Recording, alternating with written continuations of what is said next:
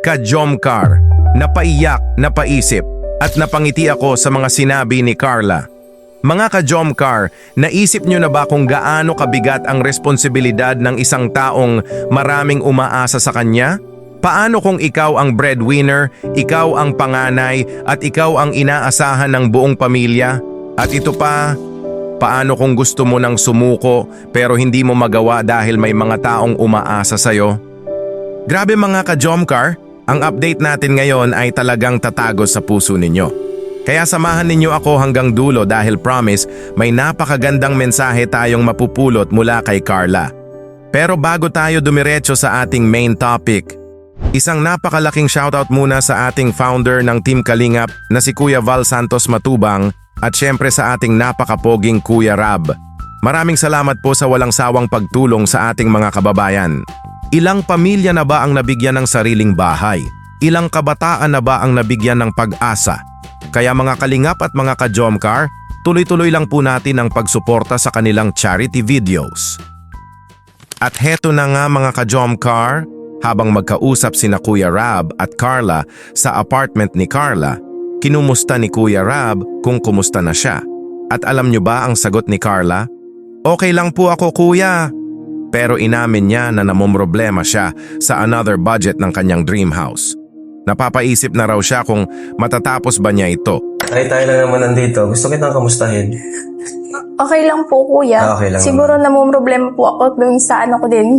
Yung tawag niyan, budget din sa bahay ko. Minsan minsan nagang isip din ako matatapos ko kaya yung bahay ko. Pero ano naman, okay man ako kuya, masaya. At dito napajoke si Kuya Rab. Sabi niya, kung gusto ninyong ma-stress, magpagawa kayo ng bahay. Pero ang nagpapa-stress sa'yo, yung bahay. Yes po. Sabi nga, may kasabihan nga, kung gusto mong ma-stress, magpagawa ka ng bahay.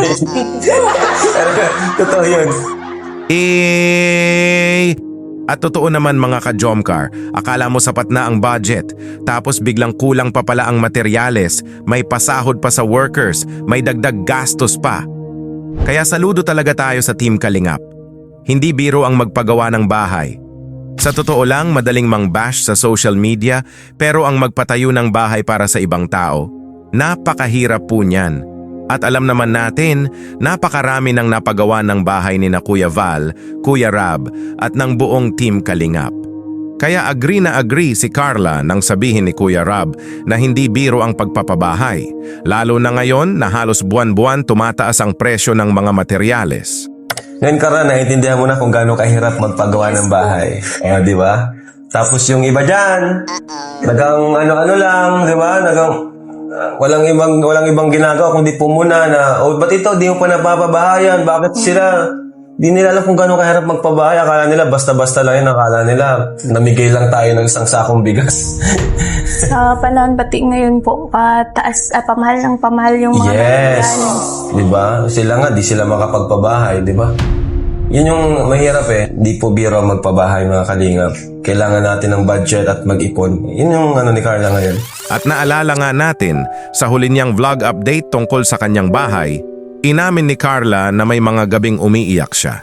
Hindi dahil mahina siya, kundi dahil iniisip niya kung saan kukuha ng dagdag na budget. Pero alam niyo kung ano ang ginawa niya? Nagdasal at nagtiwala. Then by gabi nga po na minsan na umiiyak ako kasi iniisip ko paano na kaya. Sabi ko sana kukuha ng ganito, another budget para dito. Then yun, nagpe-pray na lang po ako. Sabi niya malaking tulong ang kanyang YouTube channel, ang kanyang negosyo na Bash Cosmetics and Personal Care at ang pagiging ambassador ng Velvet Box. Dito naman sa vlogging, yan, sa pagbablog ko. Then, ito yung talagang pinagkukunan ko. Ito yung pinaka-source ko. Kung hindi sa Bash, sa Velvet Box, yan. Kahit ano na lang po. Then, makakaya yan. Kayang-kaya yan. Kaya mga ka-Jomcar, suportahan po natin ang uploads ni BBC Carla Bells.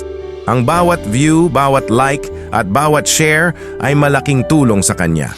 At may isa pang exciting na update. Ayon kay Carla, malapit nang manganak ang kanyang mama na si Nanay Cynthia. Tapos siguro po, yung ano na din, mga anak, malapit na din mga anak si mama. Nag-iipon din ako para doon. Kaya palang sipag ni Carla ngayon, nagla-live selling siya, nag-upload din siya sa YouTube niya, ano? OMG! Yay! Sa vlog nga ni Kuya Val, sinabi ni Nanay Cynthia na inaasahang manganganak siya ngayong October. At syempre, sabi ni Kuya Val na siya raw ang magiging ninong. Parang blooming ka na ngayon ah. Ito ka po na amarin yung pagkasin. Hindi pa, buntis pa lang oh. Kailan ang anak mo? Meron pa po akong mga anak. Okay. Ano pa? Apat pa. Ninong tayo ha? Ninong daw. Ninong daw. Oo. Yay! We love you, our Papa Val! Pero ito na ang part na talagang nagpaluha sa akin. Nagkaroon ng Q&A sina Kuya Rab with Mag-Agom. Question ni Kuya Rab, what motivates you to keep going during difficult times? At ang sagot ni Carla, family. Grabe. Sabi niya, paano raw siya susuko kung may mga kapatid siyang umaasa sa kanya? Tapos iniisip ko na paano kung ano na lang, susuko na lang ako basta-basta. Sabi ko, sobrang unfair naman siguro kung sarili ko lang yung iisipin ko parati. Grabe talaga Then si syempre, Carla, no?